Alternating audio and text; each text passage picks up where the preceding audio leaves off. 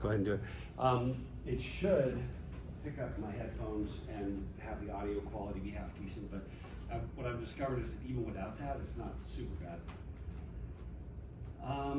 Okay, but in the meantime, I've got the little earbuds in, but they're on transparency mode, but you may have to speak up just a little bit for me to hear you, so I apologize in advance.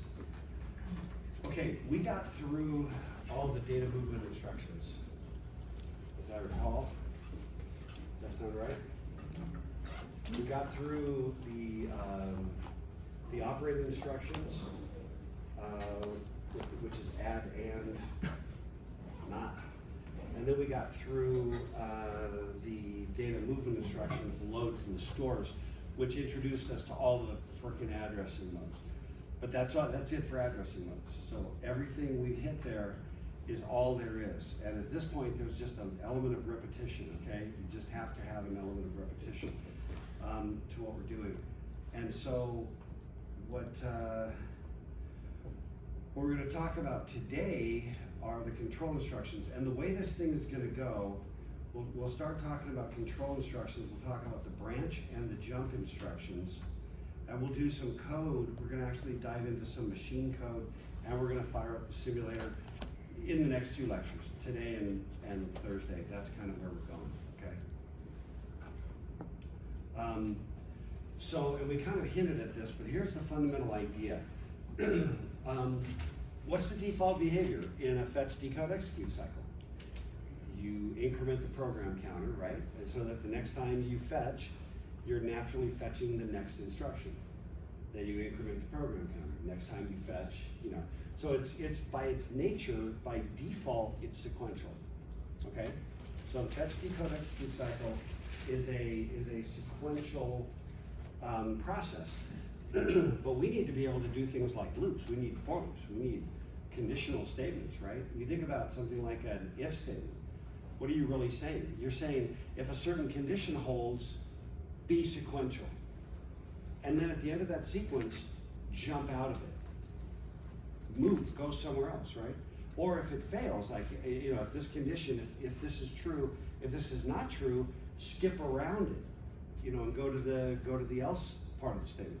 I mean, we have to all the time to do any real computing and to make any decisions, therefore to build anything remotely resembling sophisticated software. I mean, at any level, other than just, here's the list, do the list of things. Well, there's not much computing-wise that looks like do the list, right? Let's be honest.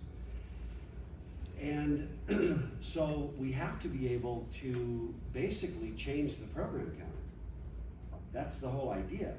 And when we use control instructions, what we're doing is changing the sequence of the instructions from sequential, just next one, to something else. And all we have to do to make that happen is somehow get a different value into the program counter.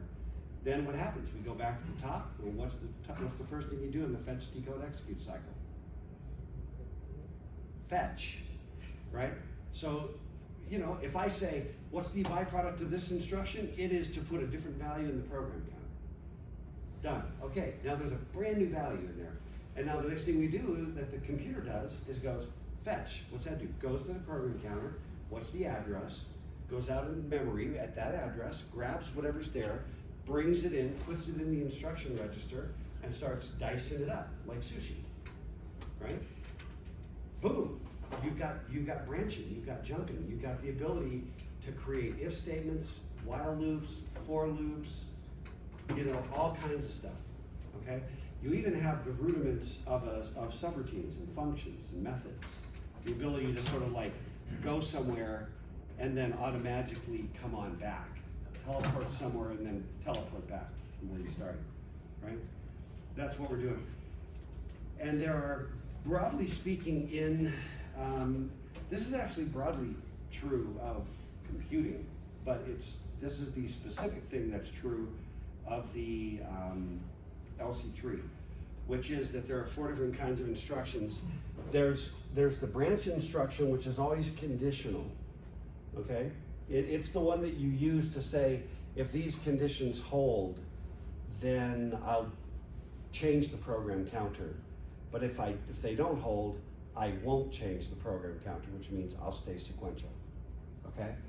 Remember the NZP bits, the control codes that live as 1-bit registers? That's where they get used, in that instruction, okay? The jump instruction is an unconditional jump that has just the ability to say, here's an address, go. And literally all it does is takes a value and puts it in the program counter and goes, done. That's it. Then we've got subroutine calls, and there's 2 different ways of doing it, JSR and JSRR.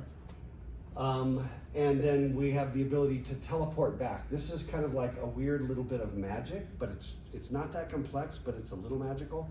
The ability to do subroutine jumps and then come back from them. And then there's this last one, which is basically a subroutine, but it's a system call. It's like a subroutine into the core hardware system software that's built into the computer. And that's how you do things like give me a keyboard, keystroke, print something out to the monitor, to the display, okay? Now the way we're gonna do this is module, what are we on now? Module 8, right? Module 8 is basically just these 2 plus more programming, machine language programming, and busting out the simulator, okay? So that's this week. We might, I don't know how much of this we're gonna get through, I'm not too worried. And then next week, we're gonna be doing subroutine and trap, but also introducing assembly language. Now that's where we get up and we get to actually say things like add R0, R1, R2, and say things like that instead of 0, 0, 0, 1, 0, 1, 0. I'm talking technology. Instead of having to say all that crap, you can actually just say things like not register 1 and put it in register 1. You can say things like that. That's assembly language. And we want you to suffer just the smallest pains of hell associated with machine code. We're gonna bounce on it and we're gonna bounce off of it. But you'll know what it is and but after that, everything is assembly for the rest of the semester, okay? And it turns out that these are actually useful to think about at a machine code level, and then these are less useful, in my view, to think of at a machine language level. It begins to be worthwhile to think a little higher level. So we introduce assembly language, okay? So in this module lecture, there's no JSR, JSRR, or trap instruction stuff, just branch and jump, okay? Okay, so let's talk about conditional branch, and the only opcode is BR. However, there's a caveat. The way we do the opcodes, we talk about it, we call it BR, but I'll show you a little trick because there's actually a bunch of variants of BR. And they all are fundamentally concerned with which control bits are we looking at. That's what's gonna come. I'll show you. It'll make a little more sense. Okay, this should be kind of old hat for you guys by now, right? You know the 16 bits for the instruction. This is the 4-bit opcode for the branch instruction. It's all zeros, okay? Now, here's what happens. By the way, you understand how that works. That's a PC offset 9, right? So what this says is that where we're gonna branch, if we branch, remember branch is conditional. It's a conditional branch, okay? And it's gonna branch based upon the settings in those 3 bits that we talked about, those 3 1-bit registers. But where it's gonna branch is gonna be plus or minus from the program counter. It's a PC offset 9, just like we've done a bunch of different instructions, right, in the addressing notes that were PC offset 9, meaning plus or minus 255, 6 from the program counter, which means you can't be bouncing around too far, right? But what if I want to jump to a routine that's way the crap across the universe, somewhere else in the machine? Well, that's where the jump instruction comes in, and that's where JSR comes in, that's where trap comes in. Those get me a lot further. This is really handy when I'm just like building a for loop, building an if then else statement, building really low level constructs like that. Now, remember we said that when you write a value to a register, okay, remember we said this? It wasn't just that when you did an operation, but when you wrote a value to a register, if that value was negative, then the N bit got set. And if that value was positive, the P bit got set. And if that value was, what's missing, Z? Zero, then the Z bit got set, okay? Those are just out there in the hardware, all right? Just in the hardware. These are not the same bits, but they reference those bits, okay? This says, I care about the N bit. This tells me which bits I care about. I can care about all of them, or none of them, or any combination of them. So if I care about like the N bit, I would say BRN, and I would do it. The convention is to draw it, or to draw it. Get your crayons, is to do it like that. So it basically, it's a branch instruction with the N bit set. Now what that means is, if there was an operation that already happened, and the value was negative, and this bit is set, then the condition would be true, because the N bit would be set. But if, say, that N bit was set out in memory, out in those registers, but the last instruction written to a register was 0, and I said, I want to look at the N bit, that would be false. So I wouldn't change the program counter. If it's true, I change the program counter. If it's false, I don't. Is that making some sense? And you just have to get this separated in your head, that there's two separate issues. There are those 3 registers of 1 bit each. They tell us what happened last when I wrote to a register. This tells me which one I want you to look at in order to make the decision about whether to bounce, okay? And they will screw you up. It will mess your head, because they're like NZP, NZP, and I got a picture that maybe will help clarify some of that. Does the control code get set based off of a sum of what the number ends up as, or like we added a negative number to this set? Are you talking about when the original control codes get set in those registers? Yes. It has to do with what the value was that was written to the register, not how you got there. Okay. So like if I added 1, I don't know yet, because I don't know what the end result was, what the value was I wrote in that register. Yeah, you bet. Let me show you, let me see. So let me give you one example, and then I'm going to show you the picture of how it actually works in the hardware. A lot of times, are these pictures helpful? I think sometimes they're messing with you, you know. But it does kind of make a point of reference back to the hardware so you can see where the structures are. But in this case, what's critical is it actually shows you the 3 registers, and over here, the 3 values we set in the instruction. And they basically get ANDed together. See, there's the logic, which says that if I care about the Z, then I'm turning Z on and I'm blowing these up, so they never show up. Then if Z is set, I say yes, but if Z is not set, I say no. And I don't care about these because they're 0, okay? It's really subtle, and once you get it, it'll be kind of like trivial, one of those things. Dr. K, what if I never get it? I'll tell you. So this is the key, remember, and then we talked about this, that the GPR stands for General Purpose Register. The last value loaded into a General Purpose Register, that's what sets those bits, okay, in those 3 registers. So we're just gonna set up an example, okay? In this instruction, there's the instruction, the opcode is all 0, so it's BR. We care about the Z bit, that's the one we're gonna worry about, and that's our PC offset 9. Okay, that's positive value, so we would move down in memory or further forward in memory by D9. And we're gonna say, for the sake of argument, just for the setup, that the current instruction address is 4027, doesn't mean anything, just that's our spot in memory. So the program counter is already at 4028, right? You gotta remember this. You fetch that instruction, increment the program counter, okay? then the PC off, so the PC is 4028. The PC offset 9 is 00D9, so the result of that is 4101. So if the Z bit is true, the PC gets set to 4101. What if the Z bit is false? Then you stay at 4028. It stays 4028.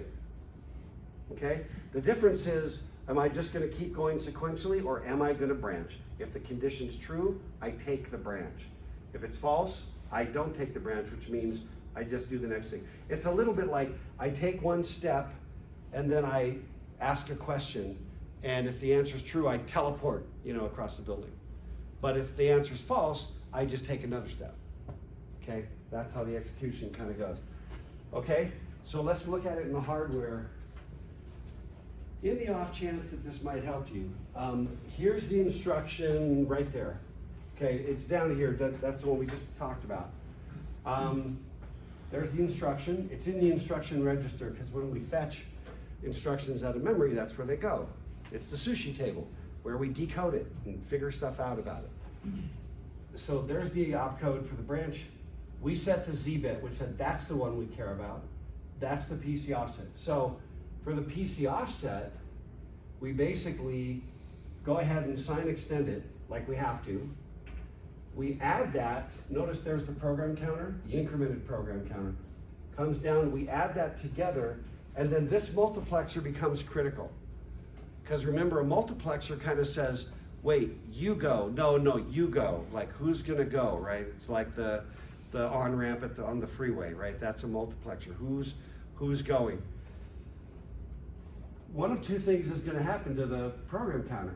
It's gonna get this addition, this sum, and that's going to be dropped in, but only if this condition holds true.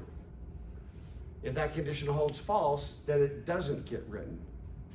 So, in other words, it's either going to just stay the same, or a value is going to come through to be dropped in instead.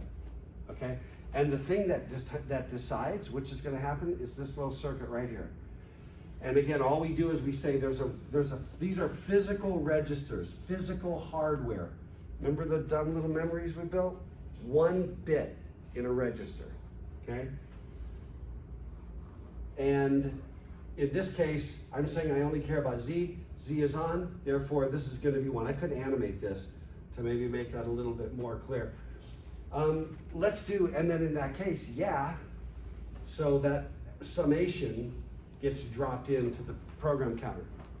End of the instruction. At this point, the program counter is gonna go, well, the machine is gonna go, okay, fetch, and where should I go?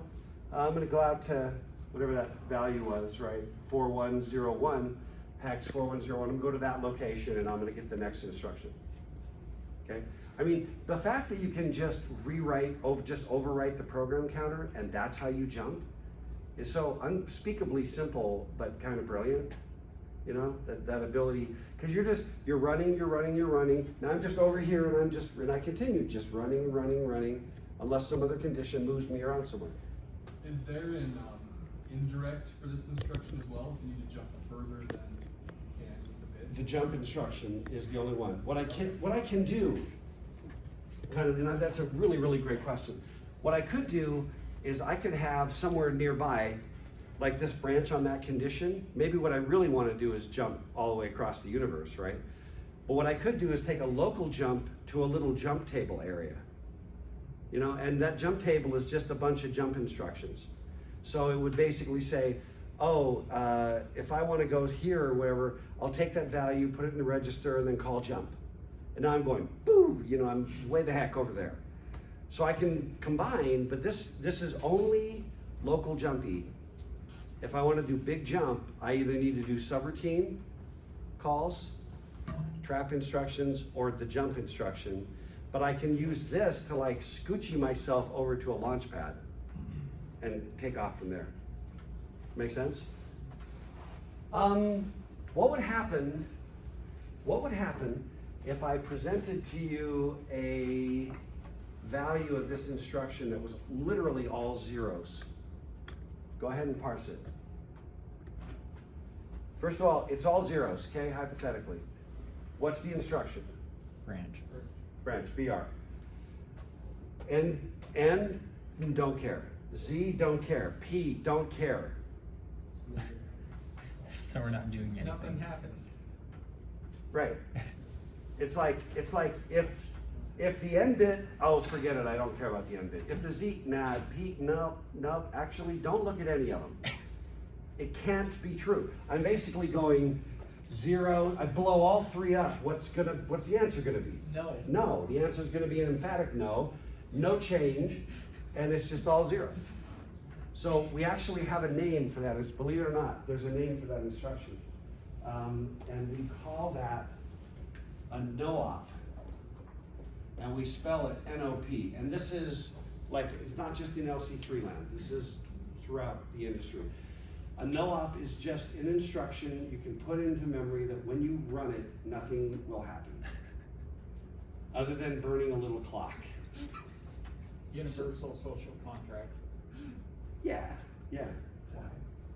Well, it's my question. How dare you ask my question? No, what do you think? Chase? Is that like pass in Python, where you can like write the head of a method, but then like you haven't put anything in it, but you have to put something, so you just put pass, and it will keep going? I'm not sure. Yeah. I'm not sure. I know it doesn't do anything. So if that in Python doesn't do anything, then yes, they would be the same. Yeah, Corbin. I think it's that way because by default, 0 just means, well, nothing. I mean, by basically universal social contract, you don't have any power going through, you don't have any water going through, you've got nothing coming through. Yeah. Yeah. No, I think it's a good intuition. 0 never feels like a compelling call to action. Yeah, just, You know. so Yeah. like. But it just so happens that I think that was part of the reason why they built the BR opcode to be all zeros, so that if you get all zeros on the condition codes, on everything else, nothing's gonna happen. So the rest of the why, sometimes you have a section of code that you feel like you may later on have to patch the binary, and you just leave a bunch of no-ops in there so you got room to go change things in an executable. Okay? That's not necessarily, we don't think of that as best practices today. That is one possibility. Another thing you can do is you can use it for timing. I need a precise amount of time, and I can just, do no ops. Now, there's also other system calls that do stuff, but yeah, I don't know. It's also a no harm done if you accidentally overwrite stuff and then try to execute it. I don't know, but it is called. It's also really handy to use in other settings, like you got a team, right, at school or at work, and the guy who like doesn't pull his weight just burns oxygen but provides no actual value, just burns clock cycles, but no work gets done. Yeah. Miles? Is it a good idea to like store a PC offset in it? Cause you could use it later to add something together maybe, or? I wouldn't, as a general rule, don't use it, Right. but it is an interesting point Cause you could To add under- it, to understand it, so you understand how the thing works. Okay, what about this one? Let's do a different one. Let's say, for example, same opcode, all 4s, and let's just say this offset, an actual PC offset of some, of some impact. And N, Z, and P are all on. What's gonna happen? What's gonna happen here to this condition? It's gonna Oh, jump branch where will always PC be offset It will says. always be true, because it says, if either N or Z or P is on, well, you're guaranteed that at least one, that one and only one of N, Z, and P are going to be on. So there's never a situation where they're all off. There's never a situation other than one is on and the other 2 are off. Period.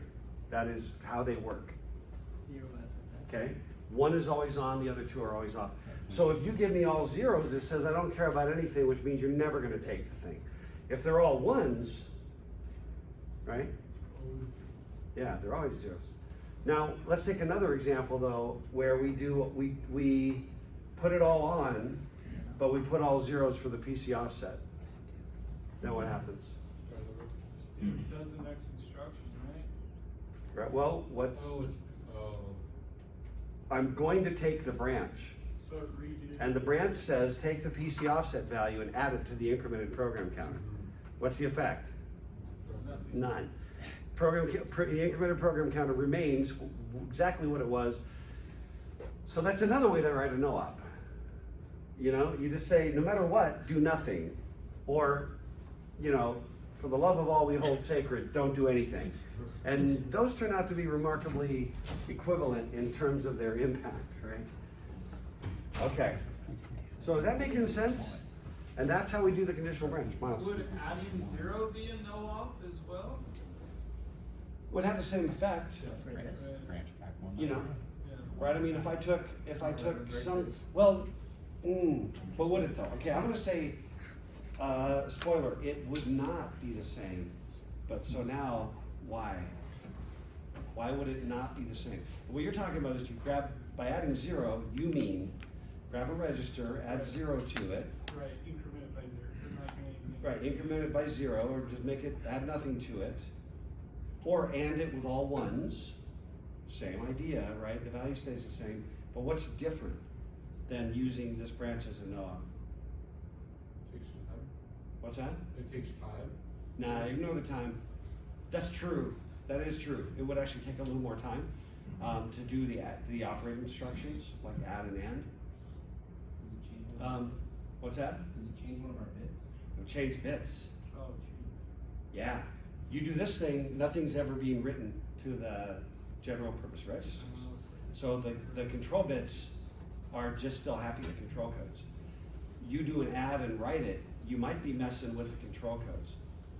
Well, adding 0, it would just, oh my gosh. Because you have to pull a value, do the operation, and then what's the last step? Store. I gotta store it, I gotta write it, whatever. In other words, if the value didn't change, I still write that value into that register. Right. It doesn't look at it and go, oh, it's the same, I'm fine. No, it goes, here, it was 5 and it's still 5. Yeah, Corey. I know how to make a perpetual, quote unquote loop, out of this. Okay, how? Branch instruction, all ones, offset -1. There you go. No, perfect. Very, very tight infinite loop. Thank you, Corey, for that genius little bit of wisdom, right? I mean, isn't that true? Yeah. If you said always take the branch, and this guy's -1, you're at the incremented program counter, what do? You back up 1 and do it again. Till everything just melts into slag, you know, it's not gonna do anything. Yeah, brilliant. Pedro, It's a dumb question. So just we'll be to the judge clarify, of that, Pedro. The BR is just a process so it can move the PC to the point where you want it to be to do something else? If a condition holds. But, so that's the whole purpose of BR, just to move the PC somewhere else. Say more words. There's more words that I just said that you didn't say when you repeated it. To move the PC, when? Under certain conditions. Okay. When conditions are met. So And- the conditions in this day and Z. Right, exactly. So if your job is just to move the program counter, jump works just great. You know, the others will all move the program counter. This one moves the program counter a relatively short distance, plus or minus 250 instructions-ish, right? Plus 255, negative 256, right? But only under when the conditions are hold, and the condition is determined by what happened or what the value was that was last written to a register, the N, Z, and the P, okay? That's critical that you keep that in mind, because it really is about decision making. And this is only, jump is just an unconditional jump. Subroutine, unconditional jump.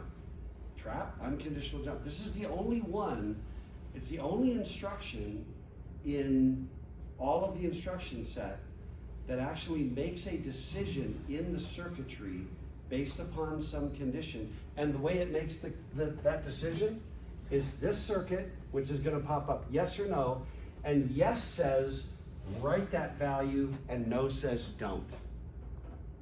That's the circuitry. And it's the only opcode that actually kind of goes, well, under this condition, I'll do this, and under this other condition, I'll do something else. And the way that I tell, first of all, I gotta do, there's always two steps. I have to do an operation that causes a value to be written, okay, to a register.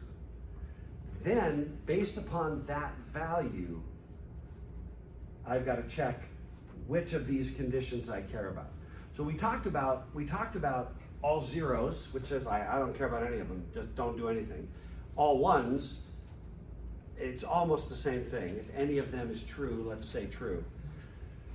But let's just say I have two values, okay? And I want to determine whether these two values are the same number, okay? So let's just say, for example, I've got R1 and R2, okay? And let's say they both hold 5. We don't know that yet, but I'm just, spoiler.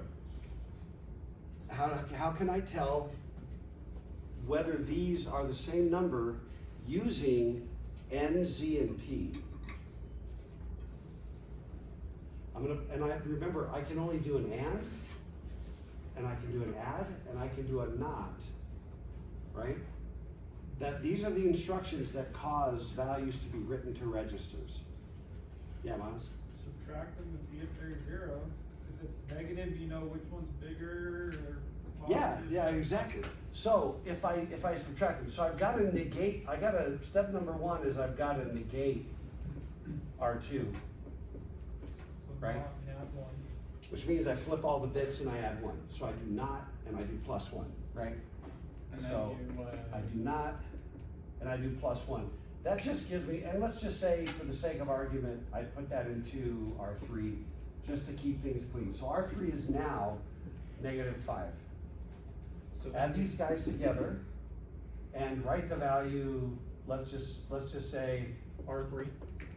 no. Let's protect R3 Okay. and put it into like something we haven't used, like R4, right?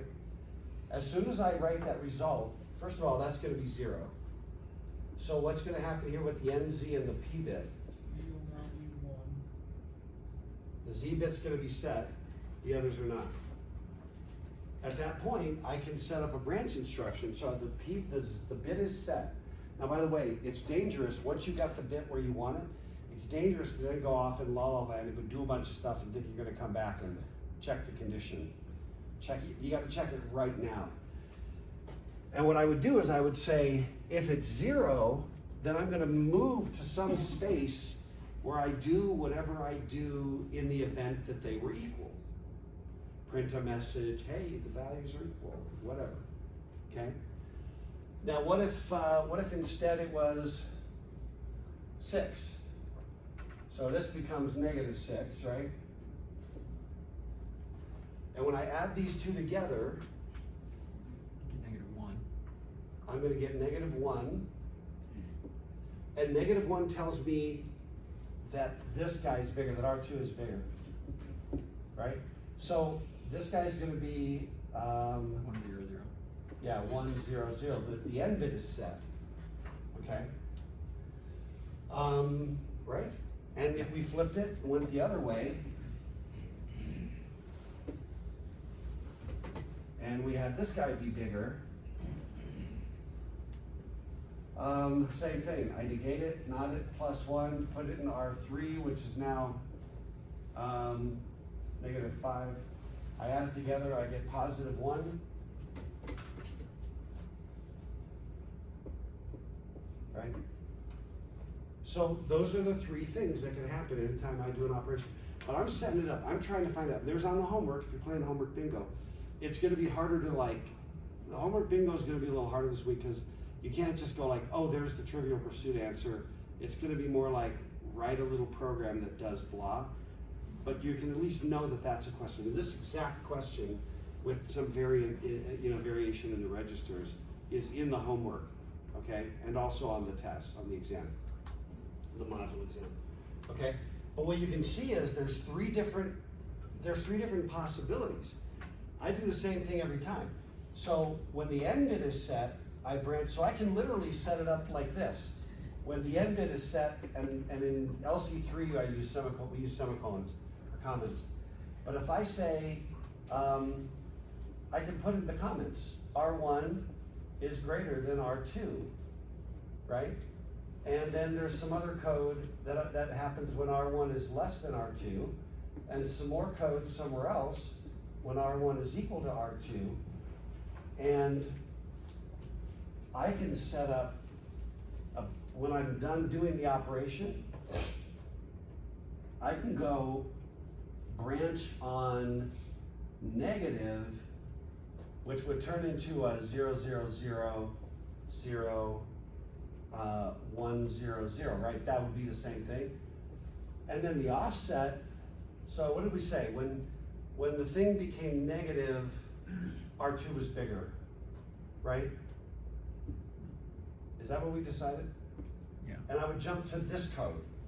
And then immediately after that would be like if they're 0. positive, No, positive. NZP, 001. thank you. And we need another 0 for the opcode. Nah, going to the high efficiency 3-bit opcodes. Yeah, and then I can go here, do you see what I mean? And then what comes next has to be, ERZ. actually, so this was sort of jumping again, because right This is the here, else. I could do the code for R1 equals R2. You see that? So that's how you start to program at that level. But the crazy part is that you have to think about that, right? Yeah, Mom? So you could do like a for loop by like incrementing a number and then just keep going until they're Till it's equal 0. Or 0, yeah. Yeah. Or let's say I wanted the loop, I could do it two ways, right? I could take it from top to bottom, just start the value off and say, I got to loop 15 times. Right. Or I read a value, you know, and I put it in there. And then I just start decrementing it every time, and every time I check, is it 0? If it's 0, then we're done. So if it's not 0, so if I do a BR where I say N and P are both on, but 0 is off, what am I saying? Non-zero. I could do it that way. Or I could say it's still positive, right? I can do it different ways. It's like, it's still positive, branch to the top of the for loop. And if that fails, I just drop out. Boom, for loop. And what's really amazing is when you write a for loop like in C, if you actually break the thing out, you realize it's not that many more instructions in assembly language. Because C is so dense, you know, but most languages are actually pretty compact. Python, you know what I mean? That for loop is like one line, and then you indent for whatever you do as long as you're staying in. And there's only really a couple instructions that makes the whole thing happen, you know, in the assembly, right? So does that make sense? So I do all that comparison stuff.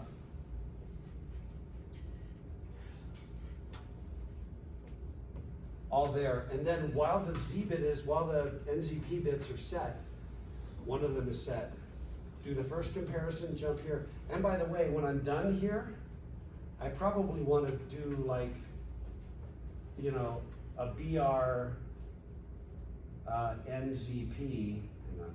We usually use lowercase. A BR NZP to like go to some common spot afterwards. Same thing here. After I do whatever I do, I would do,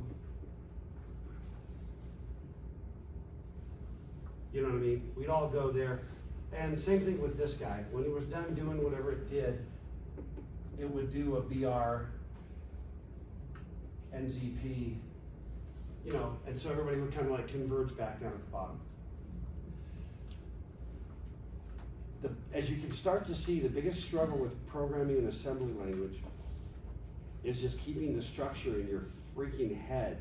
It just wants, you know what I mean? It starts to feel really spaghetti-like. Because you don't just have the convenience of saying, for all the whatever, you know? And then it's just a bunch of indented lines. And you know the structure. That's all right here. But you have to manage it at that level of gory detail, okay? So what we're gonna do, actually, is, Miles, I think you mentioned, you know, one way you can do this thing is just to count down. So what I'm gonna do, and I think this will bring it a little bit home, but does that even begin to make sense? The problem is when I'm done, as I'm doing it, it's making sense, then I look back at it and I'm like, okay, that's ugly as sin, you know? But it's not actually that complex, you know, not really. When we start writing code or instructions in our homework, can we just do the shorthand that you're doing instead of like? No, for Module 8 homework, it's machine code. By the way, a lot of you have, to this point, just taken like, you know, the PDF from the homework and like, no, this is not gonna work for that. In fact, I want you to do it in the LC-3 simulator, so whatever you're doing, you're actually running. You don't need to play guesswork and like, I hope I didn't drop a 0. You know, type it, and I'll show you how to do it, but type it, drop it into the simulator, which we're gonna do here in about 2 minutes, and then step through it and check, and watch, and then just, you know, whatever, you know, make another document, upload another PDF. It's going to be fine, you know? Yeah, Corey? So I can see this current slide, it looks to be a number 1 on homework bingo. It relates. Yeah. Yeah, the slide itself is not number 1.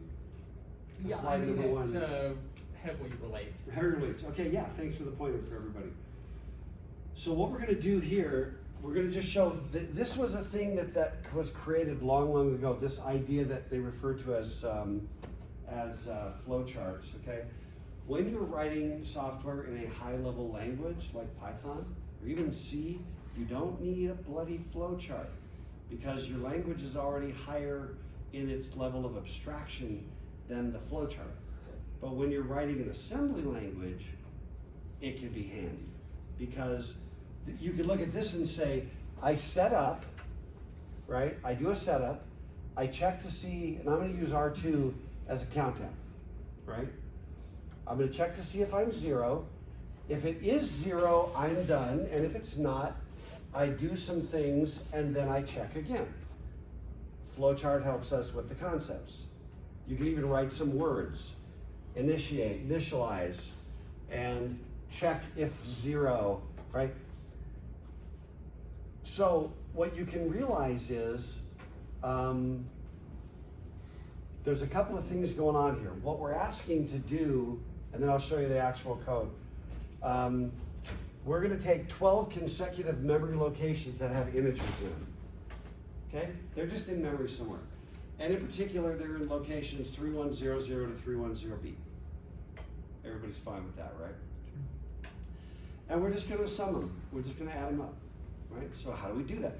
Well, that certainly feels like a for loop. Here again is the struggle. If we were doing this thing in like C, I'd have a little looping variable called I, always I. That's the canonical form. And I would say for I gets 12. You know, that's how I would set it up. Well, I can't say for I gets 12, so I have to take the value 12 and put it in R2. Now I've got a counter that I can count down with.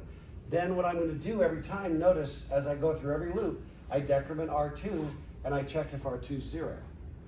No matter what else I'm doing, I'm decrementing R2, check it. So I set it to be 12. The first check is clearly not gonna be 0. It's gonna do this stuff, okay? This is also an exercise. It's meant to be an exercise, you're with you, Corey. It's meant to be an exercise to help you start to tease this thing apart. There's I don't know why it happens in the educational system, but there's a bad habit that creeps in that somehow your whole world is about, here's a chunk of knowledge, ingest, regurgitate the chunks of knowledge. But engineering work is not regurgitation of chunks of knowledge. It's the chunks of knowledge that you can Google and look up on Stack Overflow or wherever. You can look up little chunks of knowledge. You cannot look up the skill set required, okay? It's the difference between knowing that a jump shot gets you 2 points and being able to hit that jump shot with a hand in your face. Do you see what I mean? One is that abstract knowledge that is useful, necessary, but not sufficient. And the other is the actual skill involved in thinking a certain way, okay? That's the difference. So you have to have the skill of looking at something bigger than you can grok in an instant and start teasing it apart. What do I know, okay? I do know that that's a decision. I do know that I'm looping from 12 and that I can pull just the R2 part out and see a loop structure. Make sense? Yeah, Corey. So to just to add on to what you were saying, so that's kind of the difference between knowledge and understanding that knowledge and knowing how to implement it. I think that's right. And it's the difference between knowledge and skill. You know, anybody can ingest a fact and regurgitate the fact. Not everybody can engage those facts with some higher level thinking skills that allow you to make sense out of the world. Being an engineer is about teasing the world apart, making sense of it, and then sort of bending it to your will, but it's always incremental. When we're gonna talk about that in the next 2 weeks, the sort of the incremental nature of design, okay? Because if I were gonna build this thing from scratch, the first thing I would do is I would say, well, why don't I use R2? Why not? We just decide. I'll put a 12 in it, and then I'll check it, and then we'll decrement it, and then I can see that this loop will run 12 times, and then it'll kick out. So I can write a little loop that does nothing. Literally just put comments, right? Then so I get the looping structure working. Next step, what's the next thing I gotta worry about? Well, I've gotta be able to pull values out of that location in memory. Well, we got an instruction called load effective address, and so I can use that to take the value 313100 and put that into R1. So R1 will be our location, okay, in memory. And I can, every time we go through the loop, do we get there one time? Yep. I can go out to memory where R1 points, pull the value out so I can increment, so I can sum with it, then increment R1. Pull a value, increment R1. Pull a value, increment R1. See how R1 now starts moving. And all I've done is really just given you just little Legos. And there's only like 15 of them. And once you learn how to use those Legos, you can build all these kind of cool and elaborate structures. And then the only thing remaining is to take R3 as our sum, initialize it to 0, and then just keep adding the next R4, the next R4, and the next R4. Get the value, add it to 3. Get the value, add it to 3. That's it. That's our whole little program. Okay? Now, you might ask, what does this look like? Yeah, go ahead. So up at the top, you'd use load effective address, but where we have R4 arrow MR1, would you use a store indirect for that command line? It wouldn't be a store because Or we're load putting indirect. a value into a. Load indirect, other way around. We will show you. Okay. What we're actually going to do is a load R because we use the register, and we'll show you. And this is actually the program that does what we're doing, and we're doing okay. We're doing great on time. So a little ugly, but all the same steps are there. Okay. That's what we said before. You got an initialization of 3 instructions. I got to get the value 3100 into R1. I got to initialize R3, and then I got to get R2 to be 12. Okay? Let's talk about the first one. What's that instruction? If you have your cheat sheets handy, what's instruction 1110?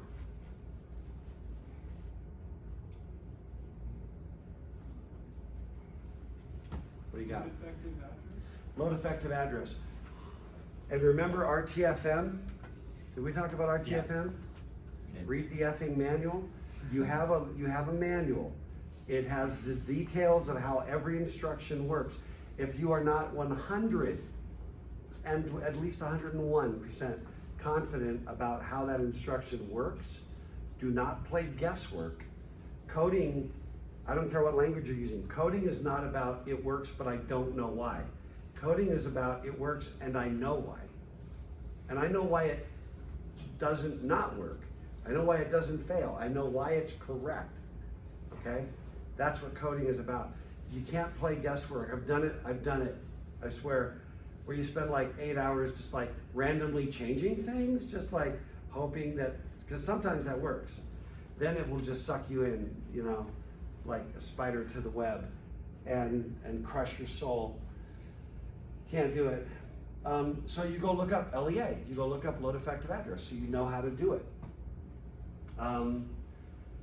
And what does load effective address do? We've got the breakdown here, right? There's the opcode. It puts into which register? Register 1. And what's this value? The PC offset 9. It's a PC offset 9, which means there's some value plus or minus the program counter, right? And I'm gonna compute what that is and then just take that value and put it in the register. I'm not gonna go out and get stuff like we do with load and load R and load I. I'm like, do the calculation and then just give me that number. Put it in the register. So I now have the value 3100. R1 is now a pointer to the data.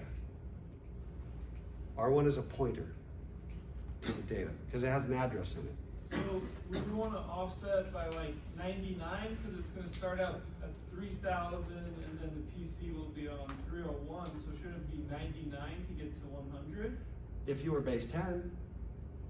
Right, but This is hex, my It's friend. base There we 16. go. Yeah. Got it. Makes Yep. sense. Yep. But the truth is, when I was kind of going through this, I had like the same little flippy moment where I was just like, okay, one off, what, you know? Right. Yeah. Okay. So, all right, now I need R3 to be 0 because R3 was gonna carry the sum, right? And we can do that the easiest way. What is that guy? You probably know it off the top of your head. It's and. That's an and.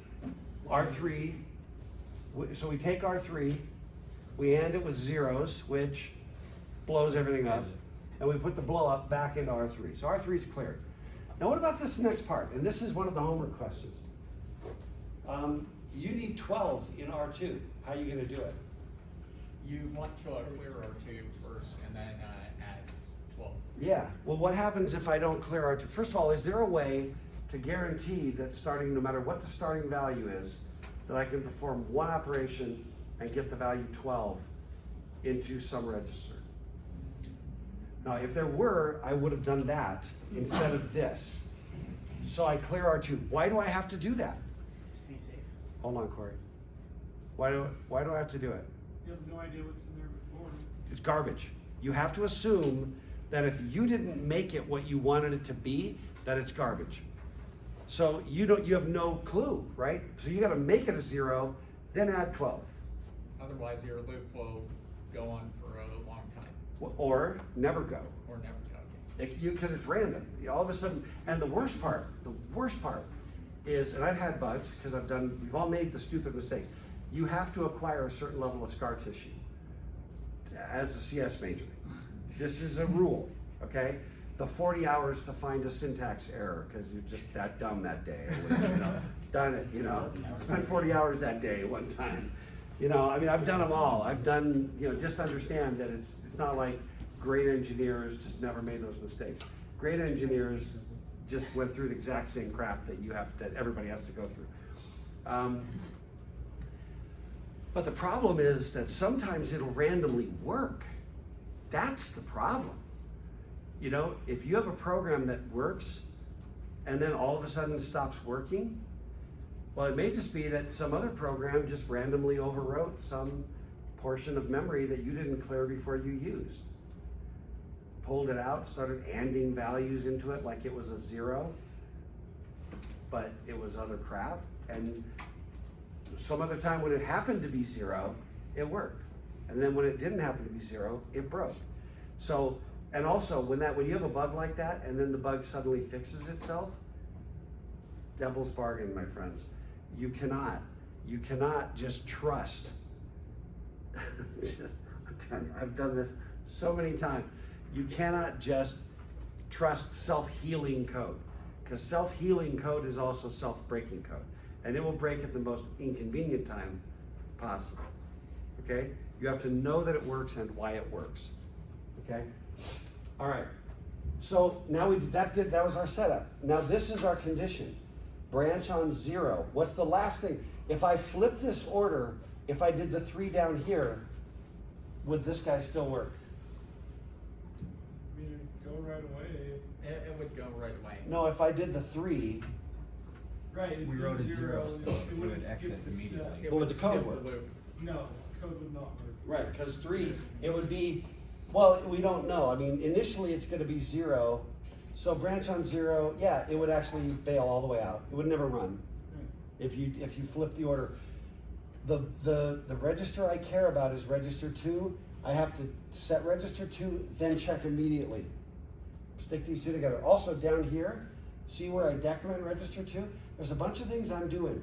Pull the stuff out of memory for R4, add those two together, put it in R3, increment R1, and then decrement R2. I gotta do decrement R2 last. Because when I branch up here, when I branch unconditionally to here, then I check. Because that guy does not affect doesn't change the bits, it just looks at him. This doesn't change the bits, it just looks at him. Okay? But at that point, I'm checking the Z bit I'm looking for is the one from that operation. Yeah, Pedro? If I set the register 2 to 12 like that, and then I check for the R0, wouldn't that not pass if it's a 0 that's looking for, and it was a positive before? Which would, wait, It'd pass over it. what are you talking, I'm not sure I understood. So the fourth instruction there is we're adding 12 to register 2, right? Right here. Yeah. Yep. And then the next instruction says the branch, BR, We branch on 0 on 0. out. That branch on 0 is to here. Okay. And R2 is 12. The last value written to the register was 12. So that guy fails, so we drop on in. Okay. Then I decrement R2. I flip up, check to see if it's 0. Okay. But this idea of the R2 and the check, R2 and the check, they have to be next to each other, or it'll screw you up. So you're saying that we want that to pass the first time, so it will go. Yeah, we want it to pass first time. Yeah, which it will because it's 12. The first pass is when it's 12. And we're gonna go passes 12 through 1. Then when it gets to 0, we're done. And by the way, also be very aware of edge cases.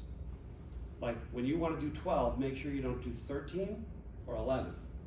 You know what I'm talking about, right? Where you kind of just got it off. Manually inspect and convince yourself. I'm paranoid about this because the edge cases kill you. Got a question. So with the branch instruction, when it jumps to 0x3004, does 0x3004 execute immediately after that? Mm-hmm.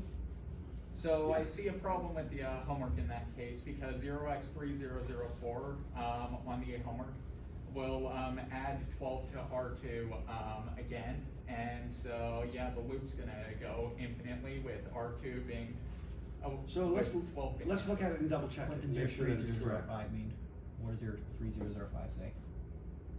3005 checks R2, and if it's 0. So, but that's not the same. That's different code. So I in think that the homework. example, we would want to jump to 3005 instead of to 004. Yeah, I don't think that homework is this code right here.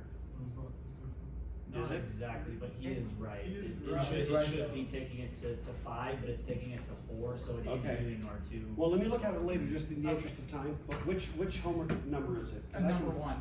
Number 1, I can fix that right after my next section. Okay. The very first one, okay. Yeah, I appreciate you pointing that out.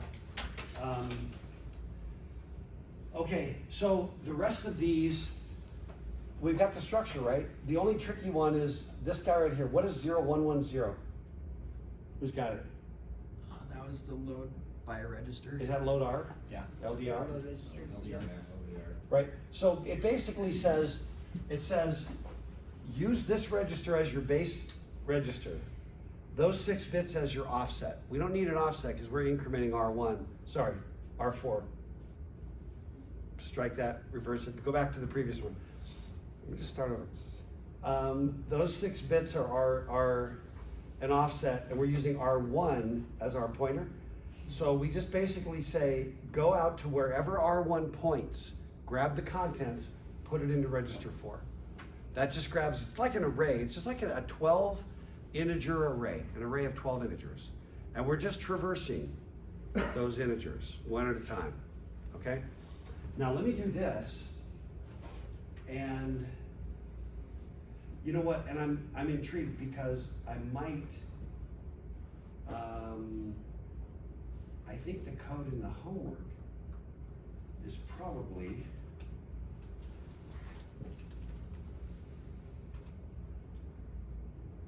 gonna show up here, I'm not sure.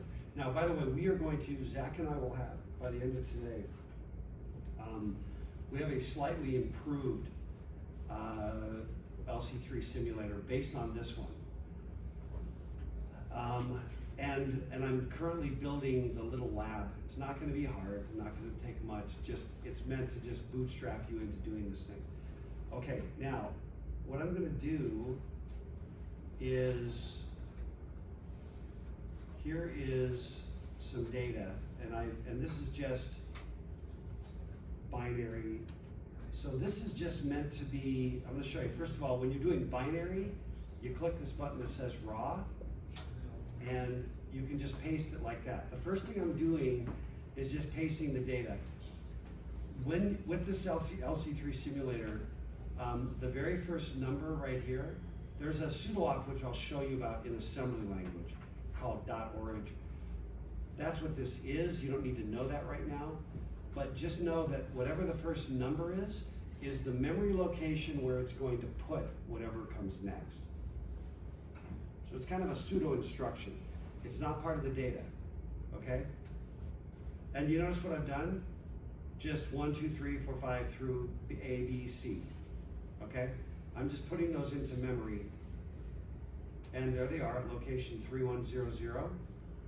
You can see it right there, sanity check. Everybody cool?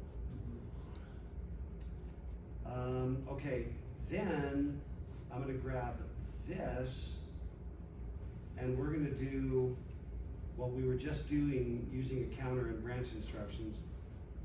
So go back over here, back to raw. I'm going to overwrite that, and it'll basically just do another set. It's gonna set this into 3000, and this should be, let me go ahead and process it. I'd like to sanity check whether that's actually, let me see. Is there an easy way to just see these together? Load effective address, is this the same code as in the first exercise?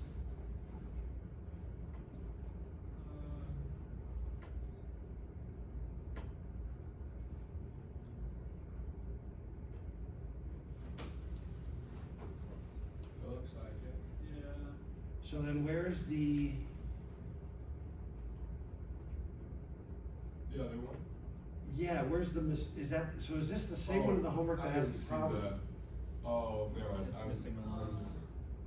Yeah, the It homework's would missing. be, The homework's missing a line? 3000. Well, it's missing the trap, it's also missing the org. Yeah, I don't care about those in the homework. Yeah, it's missing something. Okay, well, double check it while we're going, because it's only like 10 or 12, instructions. We don't care about the halt instruction, which we're gonna learn about later. 3, 6, 9, it's Oh, only 10. I think it just skips the first thing, which is the .org ID, Yeah, but that, we don't care about that. right, so yeah, it should be same. Okay. But if we can confirm that it's different, please, let's do that and make sure that we know. Okay, so you see what I've done here? So, looks like inside the slide, it starts at 0x30, 000, with it, setting R1 to be, to the 3100. But on the homework, 0x3000 is the origin, x3000. Ooh, So it's just offset by 1 line. Yeah. which screws the numbers up. Okay, got it. Yeah. Alrighty, so let's take a peek. So this is what we were just talking about, but here's the thing. When you go over here and you click on the raw, you can drop the binary. A couple things to note. One is, it doesn't care if there are spaces between the binary numbers. When I'm trying to write code at this level, I always want to put the spaces in there, because I'm like, that's an opcode, those are the NZP bits, ignore trap. That's a branch, that's NZP, that's an add, that's register 2, that's a literal value of 12, it's gonna go to R2. It's just, you cram it all together. You can also just have one just endless string, and it'll take every 16 and just dutifully, make life easy on yourself, Semicolons comment? What's that? Semicolons comment? A comment? Is it, I missed the first. So, after the semicolon, you have a comment? Yep, Okay. yeah, everything that's after a semicolon, I kind of set it up here, but it's that same idea, that after a semicolon, everything from there to the end of the line, The end Is- of the line, okay. yep, is a comment. So it's kind of like a block comment. And then also, so there's a couple things to do to make your life easy. Number one, when you're doing the machine code, put the stinking spaces in there just to make it easy. And then put some comments and either you could put the assembly language if you can get to that and if it's an easier way to represent it, or at least represent to yourself what it's doing. Could even be more handy to say something like right here, put another comment out here. R3 is the sum. R3 is the running total. R1 is a pointer to the array. Say words. The semicolons are not machine readable. They are ignored as far as the assembly is concerned, okay? Now here's the cool part. Having done that, once it drops it in, it takes your binary and it interprets it and then spits out. You see this okay in the back? There's a trade-off, between size and what actually fits. And you can see that's an LEA, that's an AND, there's an add, branch on, BRZ. And you can see the whole program.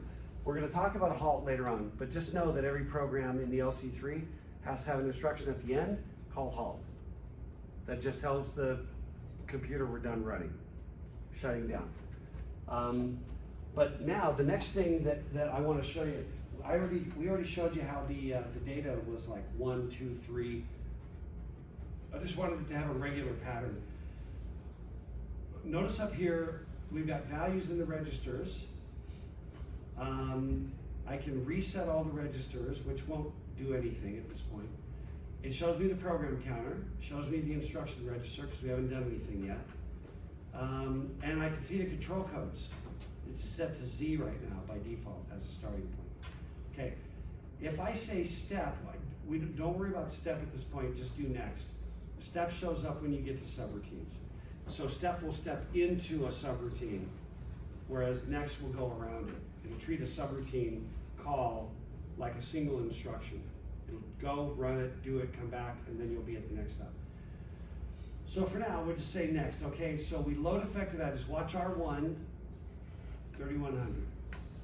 And look at the instruction register, which has that binary value in it. and look at the program counter, which is already dutifully ready to grab the next one when I say next. So I'm gonna clear R3, it was already cleared, no blood, no foul. By the way, I'm gonna go back, let me start over and clear all the registers. Watch the control bits. When I load R1, control code goes to P, because that's a positive number. Then it goes to Z after I zeroed out that, and then it's gonna stay Z when I zero out R2. Now watch R2, I'm gonna put a 12 in it. There it is, 000C. And now I'm ready for my first branch. The Z bit is not set, P bit is. So I do a branch, and you can also see, we're about out of time. You can also see that if I take the branch, I'm going down here to the halt instruction. I skip around all the rest of that, okay? I had to have the offset correct to do that. All right, I skip on the branch. I load R4 with the first value, which is 1. I add it into R3, so R3 is now 1. I increment R1, so I'm now pointing at the next location. I increment R2, decrement R2, and then I unconditionally branch back up to 304 where I check immediately to see what the control code is. It's a P. I keep doing it there now. I just added 2, so that's 3. And you can just see the whole thing go, and I can step through it. Do this with your code, okay? For now, I'll give you a link to the better simulator. For now, just Google LC-3 simulator and So get the it- first bit. This is just a side, but it does that until the branch 0 equals 0, then it goes to the halt and is done with the entire program. Yeah, So it let's keeps watch moving on- through We'll do until it it real reaches quick. 0. 2, from 3, 2, 1. Now it's at 0. I branch up and I fail. And it knows that it's 0. Once it hits 0, after it goes through all those loops, it'll go to the halt, which completely stops it. Okay, that makes sense. That's so cool to see that too. Oh, no, I just. Let's go ahead and get this guy stopped.